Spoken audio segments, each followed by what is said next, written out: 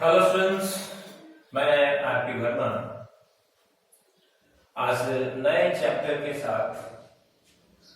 हमारा चैप्टर का नाम है essential conditions for a lawful proposal. देखिए स्टूडेंट्स, हमने जो लीगल टर्म्स हैं, जो इंपॉर्टेंट लीगल टर्म्स हैं इंडियन कॉन्ट्रैक्ट एक्ट में, वो हमने अपनी पिछली क्लासेस में डिस्कस किए हैं। उसके बाद में हम कॉन्ट्रैक्ट क्या किसे कहेंगे और जो कॉन्ट्रैक्ट है उसके एलिमेंट्स क्या हैं, ये भी हमने डिस्कस किया है। इन सारी बातों को समझने के लिए आप मेरे पिछले वीडियोस जो हैं वो आप जरूर देखें। उसी रेफरेंस में हम आगे चलते हैं। आज हमारे सामने एक नया टॉपिक है और वो है प्रपोजल। मोस्टली स्टूडेंट्स प्रपोजल और ऑफर में डिफरेंशिएट नहीं करते। Grammatically, I think there is no difference between these two words. लेकिन अगर हम लॉ के अंदर बात करते हैं स्टूडेंट्स, तो आप थोड़ा सा ध्यान रखिएगा कि हमारे सेक्शन 2A के अंदर अंग्रेजों ने प्रपोजल वर्ड मेंशन किया है, ऑफर वर्ड मेंशन नहीं किया, और पूरे एक्ट में आपको कहीं ऑफर वर्ड नहीं मिलेगा। लेकिन उनका जो खुद का लॉ है उसमें आपको ऑफर वर्ड मिलेगा। तो इसलिए हमें कोई ज्यादा डेप्थ में जाने की जरूरत नहीं है कि क्या ऑफर और प्रपोजल में डिफरेंस भी होता है। हमें सिर्फ यहाँ पे ये समझना है कि सेक्शन 2A डिफाइंस प्रपोजल, क्योंकि कंपटीशंस का जमाना है। एग्जामिनर कोई भी क्वेश्चन बना सकता है, किसी भी तरह का क्वेश्चन बना सकता है। अब अगर मान लीजिए कि आपके सामने एक क्वेश्चन आ जाए कि सेक्शन 2A क्या डिफाइन करता है, ऑप्शन में दे दिया जाए proposal, offer, The both and none of the above, तो आप कैसे कहेंगे? तो यहाँ पे आपको ये चीज समझनी है कि सेक्शन 2A जो है वो प्रपोजल को डिफाइन कर रहा है और हमारा आंसर भी क्या होगा? प्रपोजल होगा। अब है क्या ये प्रपोजल?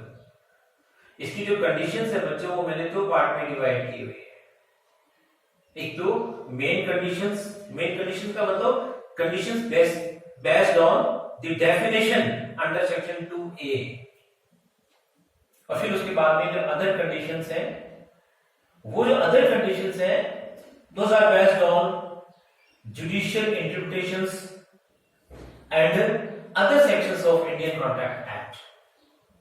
तो इन कंडीशंस को वन बाय वन डिस्कस करने से पहले हम जो सेक्शन 2A की लैंग्वेज है उसको हम ध्यान से देखते हैं। स्टूडेंट्स, मैंने ये बात आपको पहले भी क्लियर की थी कि जब हम लीगल टर्म्स पढ़ रहे थे तो वहां पे सबसे ज्यादा जरूरी था कि हम उन टर्म्स का मीनिंग क्लियर करें। प्रॉपर लैंग्वेज जो है वो हमने स्टडी नहीं की। अब हम प्रॉपर लैंग्वेज के हिसाब से इन लीगल टर्म्स को देखेंगे। तो सबसे पहले जरूरी था इन चीजों का मीनिंग क्लियर करना। अगर मीनिंग क्लियर हो जाता है, अब हम देखेंगे कि हमारा एक्ट जो है वो क्या प्रोवाइड कर रहा है।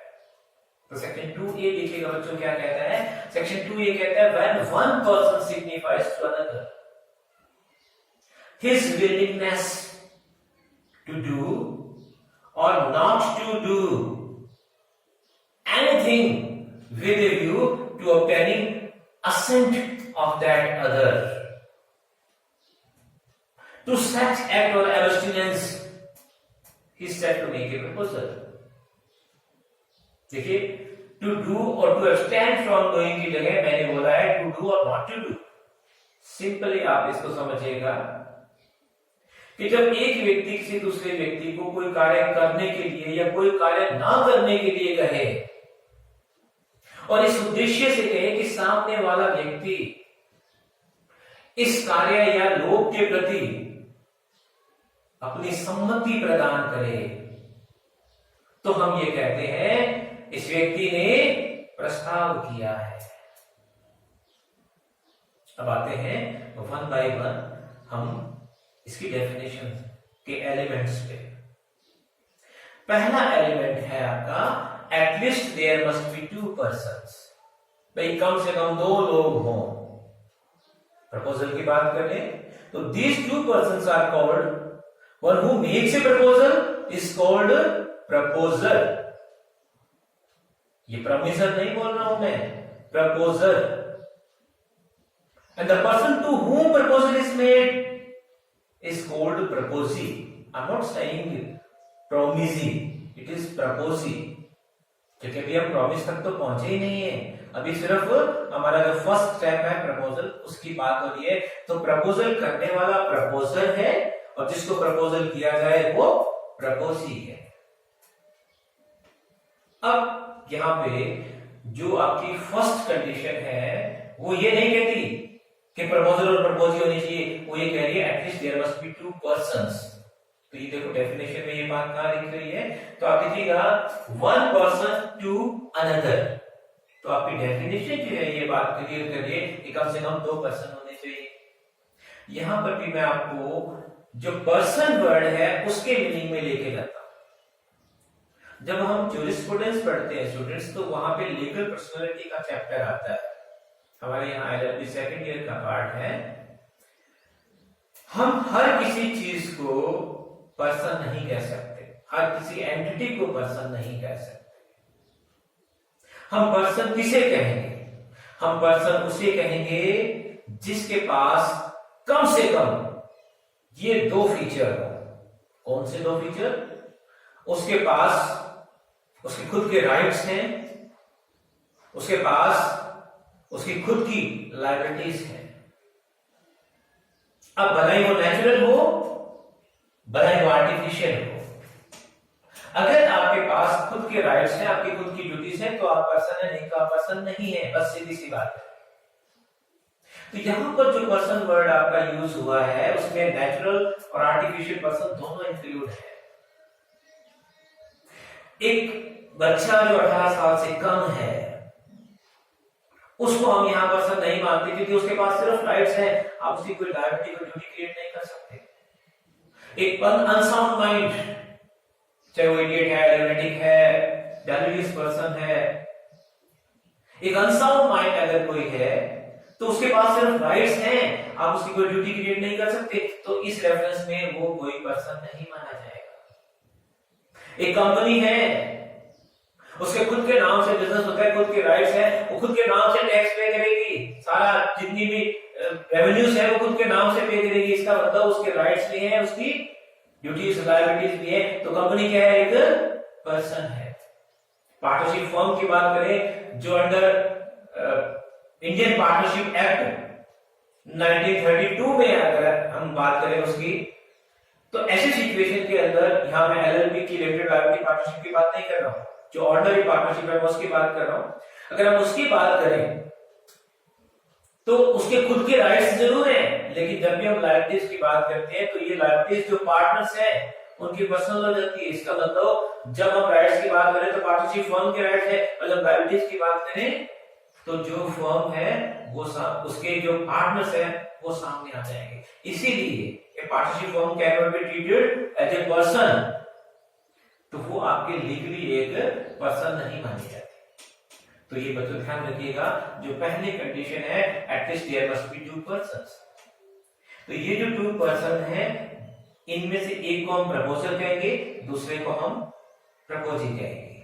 यहां पर भी ये ध्यान रखिएगा बच्चों कि जो कैपेसिटी होती है, जो competency to make a proposal है, उसके अंदर हम जिस पर्सन को प्रपोजल मान रहे हैं अगर वो कोई और है, लेकिन हम तक जो बात कम्युनिकेट हुई है वो किसी और के थ्रू हुई है। जैसे एक्स अपना मकान सेल करना चाहता है और वो एक 10 साल के लड़के को ये कहता है कि आप जाओ और वर्मा सर को कह के आओ, उनसे पूछ के आओ कि भाई हमारा ये मकान हम बेच रहे हैं, उनको खरीदना है क्या। तो वो बच्चा 10 साल का आगे वो बात मुझे कम्युनिकेट कर रहा है। तो यहां पर वो बच्चा जो है वो खाली एक एजेंट है। प्रपोजल किसकी तरफ से आया है? मिस्टर एक्स की तरफ से आया है। तो यहां जो कॉम्पिटेंसी देखी जाएगी वो एक्स की देखी जाएगी, यानी कि अगर प्रिंसिपल और एजेंट है तो प्रिंसिपल की देखी जाएगी, एजेंट की नहीं देखी जाएगी। तो पहली शर्त जो हमने डिस्कस की वो यही थी, at least there must be 2 persons. अब हम बात करते हैं proposal may be expressed, proposal may be implied. दूसरी जो कंडीशन है कि प्रपोजल आपका हम बोलकर भी कर सकते हैं, लिख कर भी कर सकते हैं, और on the basis of conduct भी प्रपोजल क्रिएट किया जा सकता है। तो एक्सप्रेस हो सकता है, इम्प्लाइड हो सकता है। ये जो डेफिनेशन आपके सामने लिखी हुई है, इसमें ये बात कहां पे है? तो ये जो बच्चों वर्ड सिग्निफाई है आपका, the word signify here refers to a proposal may be expressed और मे बी इम्प्लाइड। कैसे भाई? मैंने एक्स को कहा यार आपको मेरा ये काम करना है, मैं इतना पे करूंगा। मैंने बोल के कहा, एक्सप्रेस हो गया। मैंने लिख के दिया, एक्सप्रेस हो गया। और मान लीजिए कि मैं इशारे से कोई ट्रांजैक्शन कर रहा हूं, जैसे मेरे पास कुछ किताबें हैं और किताबों की मैंने सेल करनी है। एक्स आता है मेरी दुकान पे और उसने मुझे कुछ नहीं कहा। मैंने एक किताब उसके सामने रख दी, मैं कुछ बोल नहीं रहा, मैंने किताब उसके सामने रख दी। उसने 500 रुपए का नोट निकाला और मुझे दे दिया। क्या एग्रीमेंट हो गया? क्या प्रॉब्लम है? हो गया। मैंने हाथ किया, ऑटो रिक्शा रुक गया। तो यहां पर मैं कुछ बोला नहीं हूं। मेरी क्लास में 50 स्टूडेंट पहले से आ रहे हैं, 51वां स्टूडेंट भी मेरी क्लास में आ गया, लेकिन उसने मुझसे कुछ पूछा नहीं, तो आके क्लास में बैठ गया। तो क्या उसका बैठना, क्या मेरा हाथ को ऑटो रिक्शा के आगे हिलाना, क्या ये प्रपोजल है? Yes, this may be termed as proposal. तो बच्चों दूसरी कंडीशन आपकी ये है कि प्रपोजल एक्सप्रेस भी हो सकता है और इम्प्लाइड भी हो सकता है। अब आइए तीसरी condition, proposal must be an expression of one's willingness. Proposal जो है वो एक व्यक्ति की स्वतंत्र अभिव्यक्ति होना चाहिए। आपने मेरे सामने कुछ ऐसी सिचुएशंस क्रिएट कर दी कि मैं ना चाहते हुए भी अपनी किसी प्रॉपर्टी को बेचने का प्रपोजल आपके सामने कर रहा हूं। आपने कोई ऐसा डर या धमकी जो है वो मेरे सामने रख दी, मेरे सामने एक ऐसा टेरर आपने क्रिएट कर दिया कि मैं मजबूरी में आके अपनी कोई प्रॉपर्टी जो है वो सेल करने की बात कर रहा हूं। प्रपोजल मेरी तरफ से है, क्योंकि ये चीज आपको एक्सेप्टेंस में भी मिलेगी। यहां प्रपोजल आपने सिचुएशन ऐसी क्रिएट की है कि प्रपोजल जो है वो मैं कर रहा हूं। तो हमारा कानून ये कहता है कि जब कोई पर्सन प्रपोजल करे तो इस बात का भी ध्यान रखेगा कानून कि वो प्रपोजल उसकी स्वतंत्र अभिव्यक्ति थी। इसी तरह से बच्चों एक बात और भी ध्यान रखना, जैसे ये मान लीजिए कि ये बिल्डिंग मेरी नहीं है और मैं इसका प्रपोजल कर रहा हूं, तो क्या यहाँ पे ये प्रपोजल मेरा है क्या? जब वो प्रॉपर्टी ही मेरी नहीं है तो प्रपोजल मैं किस बात का करूं?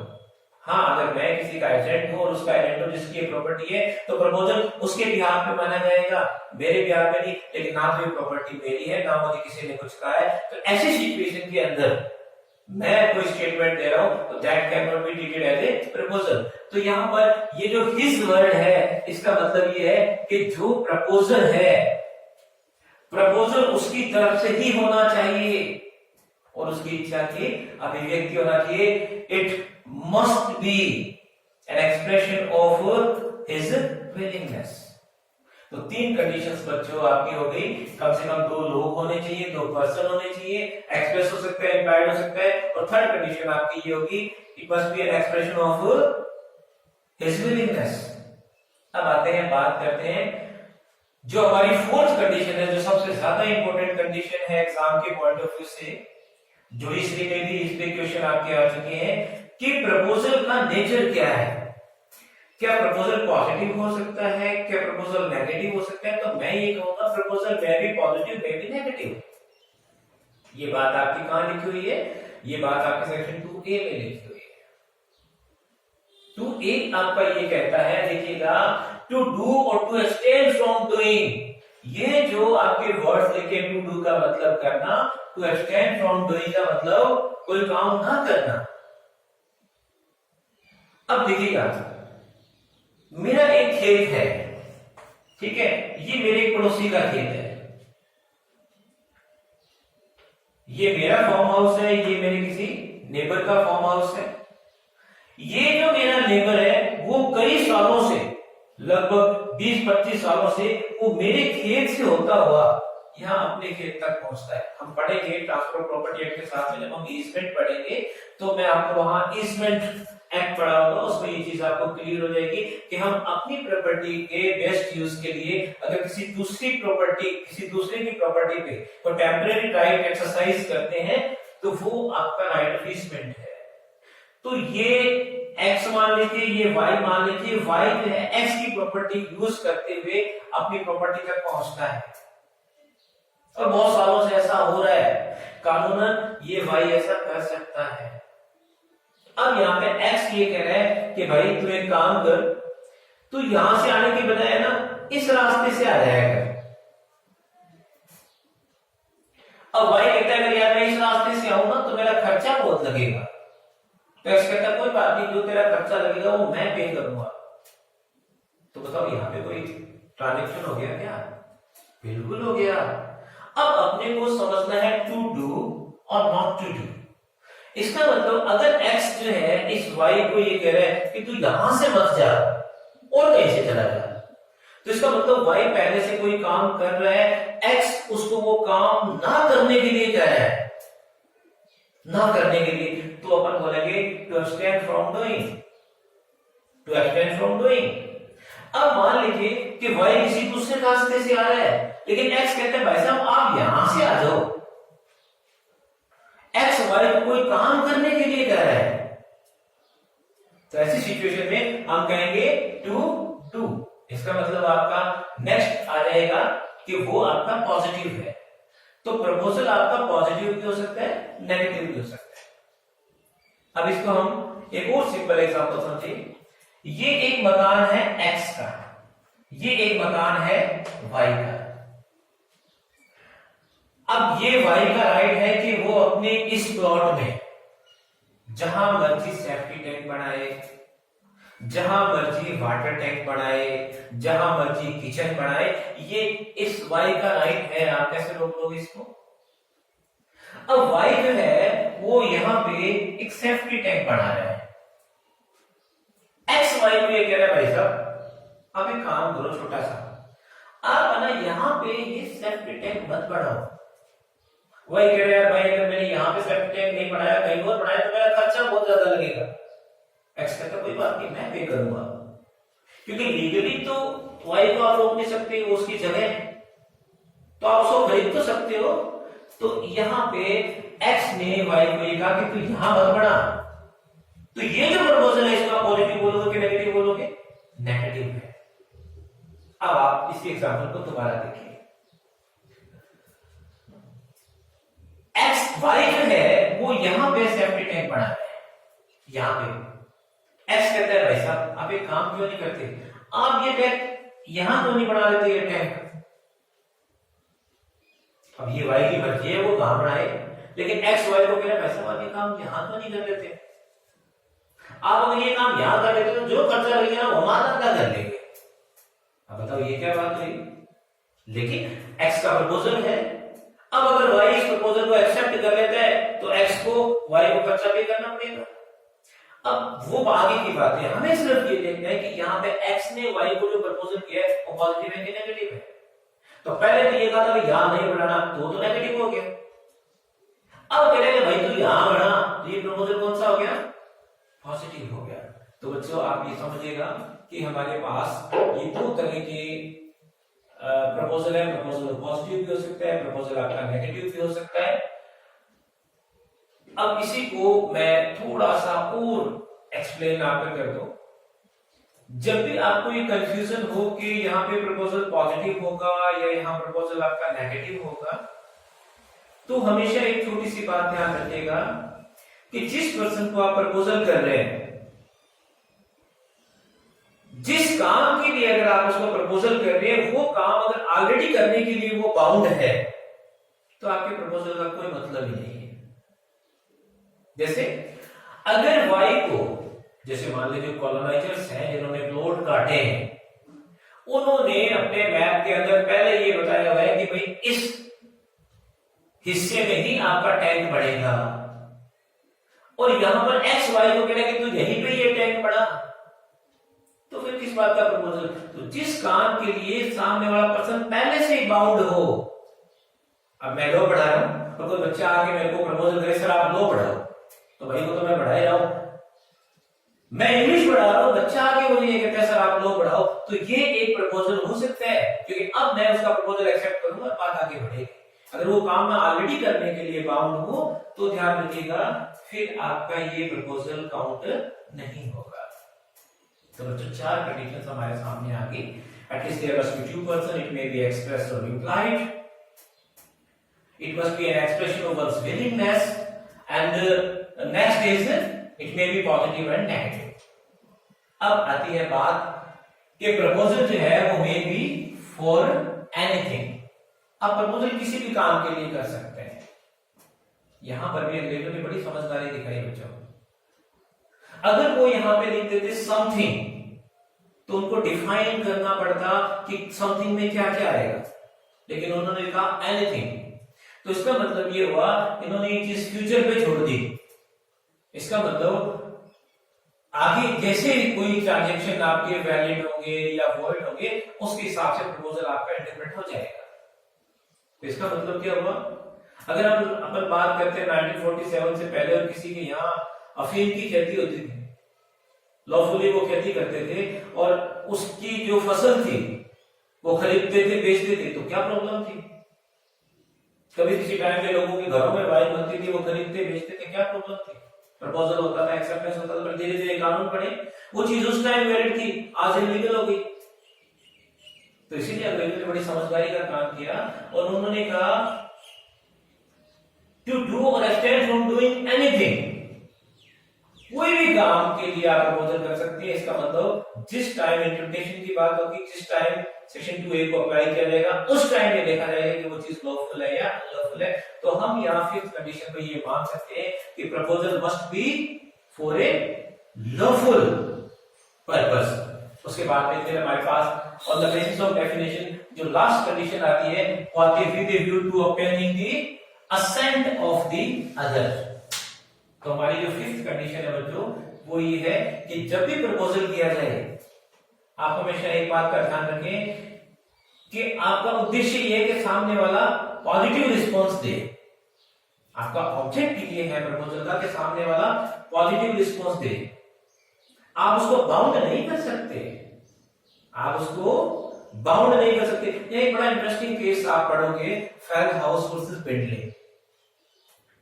फेल्डहाउस वर्सेस बेंटले का जो केस है बच्चों, उसके अंदर जो है वो एक्स वाई को ये कह रहा है कि भाई तेरा ये घोड़ा जो है वो मुझे खरीदना है, एक्सेप्टेंस देते। अगर तेरे इतने दिनों में मुझे एक्सेप्टेंस नहीं दी तो मैं ये मानूंगा कि घोड़ा मेरा ही है। अब सामने वाला अगर उसको घोड़ा देना ही है तो वो एक्सेप्टेंस दे देगा, और अगर उसको वो घोड़ा उससे सेल नहीं करना तो वो क्यों एक्सेप्टेंस देगा? पर जिस पर्सन ने प्रपोजल किया है उसने क्या कहा कि तू विद इन दीज डेज ये घोड़ा तो मुझे देना है, ये बता दे, ये कम्युनिकेट कर दे। और अगर मैंने ऐसा नहीं किया तो मैं मानूंगा कि घोड़ा मेरा है, इसका मतलब चित भी मेरी और पट भी मेरी। तो ये तो बड़ी अजीब सी बात होगी। तो हमारी जो 5th कंडीशन है on the basis of definition वो ये कहती है proposal must be to invite acceptance. आप किसी को एक्सेप्टेंस के लिए, पॉजिटिव रिस्पांस के लिए कंपेल नहीं कर सकते, आप सिर्फ उसे इनवाइट कर सकते हो। तो ये बच्चों 5 आपकी बेसिक कंडीशंस थी प्रपोजल की। अब इसके अलावा भी हमारे पास कुछ छोटी छोटी कंडीशंस हैं, हम उनको भी डिस्कस करते हैं, लेकिन वो कंडीशंस आपकी डेफिनेशन से थोड़ा सा हमें हटके समझनी पड़ेगी। देखिए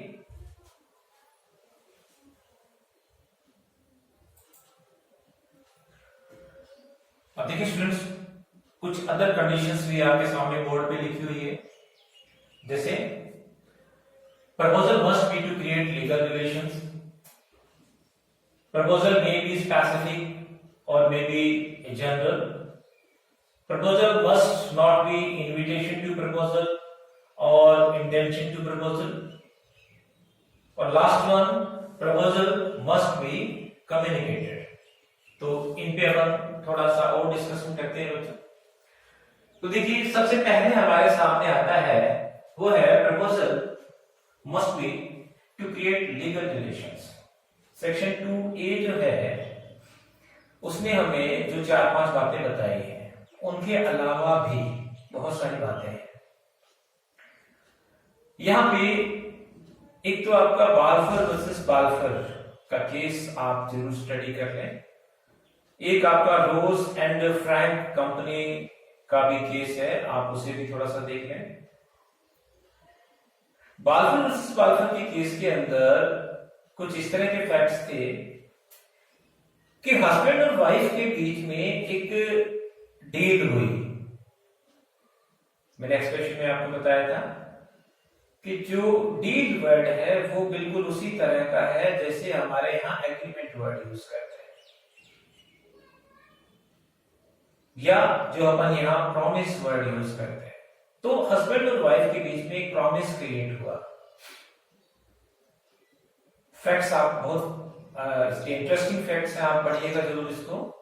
तो बाल्फर वर्सेस बाल्फर के केस के अंदर हस्बैंड ने अपनी वाइफ को एक प्रॉमिस किया कि भाई जब तक वो ठीक नहीं हो जाती तब तक मैं उसको मंथली अलाउंस भेजता रहूंगा। बाद में हस्बैंड ने अलाउंस भेजने बंद कर दिए और वाइफ ने कोर्ट में उसके खिलाफ पिटीशन फाइल कर दी। अब वाइफ के एडवोकेट का यह मानना था कि हस्बैंड ने ब्रीच ऑफ कॉन्ट्रैक्ट किया है। अब हमारा कानून ये कहता है कि भाई ब्रीच ऑफ कॉन्ट्रैक्ट तो तब होगा ना जब कॉन्ट्रैक्ट होगा, और कॉन्ट्रैक्ट तब होगा जब कोई एग्रीमेंट एनफोर्सेबल बाय लॉ होगा। तो आप ये साबित करो कि हस्बैंड और वाइफ के बीच में जो एग्रीमेंट था वो एनफोर्सेबल बाय लॉ है भी या नहीं है। तो जो फैक्ट सामने आए उसके अंदर जो बात क्लियर की, हस्बैंड के जो एडवोकेट थे उन्होंने जो बात वहां पे प्रूव की वो ये थी कि यहां पे हस्बैंड और वाइफ के बीच में एक मेयर डोमेस्टिक एग्रीमेंट हुआ था, एक डोमेस्टिक टाइप पर्पस उनका एक प्रॉमिस क्रिएट हुआ था, जिसमें वाइफ ने रिक्वेस्ट की थी कि भाई मैं बीमार हूं और आप अपनी जॉब पे चले जाओ। तो क्वेश्चन ये राइज होता है कि जब ये एक ट्रांजैक्शन हस्बैंड और वाइफ के बीच में हुआ तो क्या वहां पे वाइफ के दिमाग में ये बात आई होगी कि अगर मेरे हस्बैंड ने मुझे पे नहीं किया तो मैं कोर्ट में चली जाऊंगी। तो जब ये बात उसकी वाइफ से पूछी गई तो वो ये बात प्रूव नहीं कर पाई कि उसके दिमाग में ये बात आई थी। तो इसका मतलब ये हुआ कि mere request can not be treated as a proposal. यूं तो आप घर में बहुत सारी बातें कहोगे तो क्या वो सारी प्रपोजल मान ली जाएंगी और सामने से एक्सेप्टेंस भी हो जाएगी। दूसरी तरफ जो हस्बैंड के एडवोकेट थे उन्होंने ये भी कहा था कि भाई यहाँ वाइफ को अगर हस्बैंड की बात करें तो हस्बैंड तो चलो अलाउंस पे कर रहा है, वाइफ की तरफ से क्या कंसिडरेशन है। तो बहुत सारी बातें आपको इस केस की फैक्ट्स पढ़ने के बाद समझ में आ जाएगी। हमें सिर्फ एक छोटी सी बात यहां समझनी है, वो ये कि इस केस के अंदर कोर्ट ने ये डिक्लेयर किया, कोर्ट ने यह किया कि जो पार्टीज के बीच में ट्रांजैक्शन होता है और जब प्रपोजल अनाउंस किया जाता है उस टाइम ये जरूरी है कि या तो ये पार्टीज क्लियरली मेंशन करे, या इट कुड बी पॉसिबल ऐसा हो सकता था कि उनके दिमाग में ये बात आई होगी कि अगर किसी सामने वाली पार्टी ने, दोनों में से तो वो किसी ने अगर ब्रीच ऑफ कॉन्ट्रैक्ट किया तो वो कोर्ट में चले जाएंगे। तो इसका मतलब ये हुआ बच्चों कि जब प्रपोजल किया जाता है उसी टाइम ये चीज भी देखी जाएगी कि क्या उस प्रपोजल का नेचर ऐसा है जो वो लीगल रिलेशंस क्रिएट कर रहा है। तो लीगल रिलेशन का मतलब यहाँ पे है कि आपका कोर्ट में जाने का राइट अगर वो क्रिएट कर रहा है तो वो लॉफुल है, नहीं तो हम ऐसे प्रपोजल को लॉफुल नहीं मानेंगे। उसके बाद में फिर लिखा हुआ है मे बी स्पेसिफिक और जनरल। इसका मतलब when a proposal is made to a specific person or a group of persons, then it may be called a specific proposal। जैसे मैं ये कहूं कि मैं ये मिस्टर एक्स जो है वो मैं आपको ये अपना मकान बेच रहा हूं, अपनी प्रॉपर्टी बेच रहा हूं, मैं अगर एक्स से बात कर रहा हूं तो स्पेसिफिक प्रपोजल है। मैं ये कह दूं कि मेरा ये प्रपोजल एलएलबी फर्स्ट ईयर के स्टूडेंट्स के लिए, तो ये भी एक स्पेसिफिक प्रपोजल है। When a proposal is made at large, जब कोई प्रपोजल किया जाता है पर्टिकुलर किसी पर्सन को नहीं किया जाता, पर्टिकुलर किसी क्लास ऑफ पर्सन को नहीं किया जाता, then it is called general proposal. यहाँ पे आप एक केस लिखिएगा, Carlill versus Carbolic Smoke Ball and company का जो मामला है वो बड़ा इंटरेस्टिंग केस है। उसके बाद में फिर हमारे पास नेक्स्ट कंडीशन आ जाती है, ये बड़ा इंपॉर्टेंट पार्ट है आपके एग्जाम के पॉइंट ऑफ व्यू से, कि proposal must not be invitation to proposal, it must not be intention to proposal. कि कोई भी स्टेटमेंट अगर आप उसको प्रपोजल मानते हैं तो दो बातें ध्यान रखिएगा, वो ना तो इनविटेशन टू प्रपोजल हो और ना ही इंटेंशन टू प्रपोजल। तो इसका मतलब ये हुआ कि जब हम प्रपोजल करते हैं तो सामने से हमें क्या मिलेगा, सामने से हमें एक्सेप्टेंस मिलेगी। पर मैं कोई स्टेटमेंट दे रहा हूं, सामने से ही मुझे प्रपोजल आ रहा है, तो मेरा वो स्टेटमेंट प्रपोजल नहीं होगा, मेरा तो वो क्या होगा, इनविटेशन टू प्रपोजल होगा।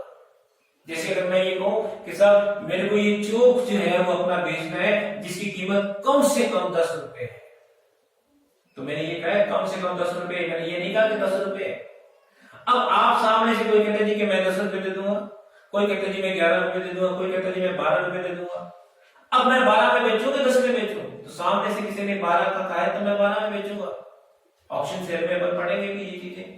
तो इसका मतलब प्रपोजल मैंने किया या आपने किया, प्रपोजल आपने किया, तो मेरा जो स्टेटमेंट था जिसमें मैंने कहा था नॉट लेस देन ₹10, वो क्या था, it was just invitation to proposal. तो जो कॉन्ट्रैक्ट की ये जो बिल्डिंग है हमारी, जो इमारत है, वो हमेशा प्रपोजल पे खड़ी होती है, ना कि इनविटेशन टू प्रपोजल। इसी तरह से एक होता है मेयर इंक्वायरी। मैं एक स्टेशनरी की शॉप पे गया, मैंने कहा भाई साहब आपके पास बॉल पेन है क्या? अब एक बात बताओ, स्टेशनरी की शॉप पे बॉल पेन नहीं होगी तो क्या सब्जियां होंगी? पर मैं जस्ट इंक्वायरी कर रहा हूं, वो कहते हैं भाई साहब आप बताओ कौन सा बॉल पेन पूछ रहे हो आप? मैंने कहा कि मेरे को तो ये वाला बॉल पेन चाहिए।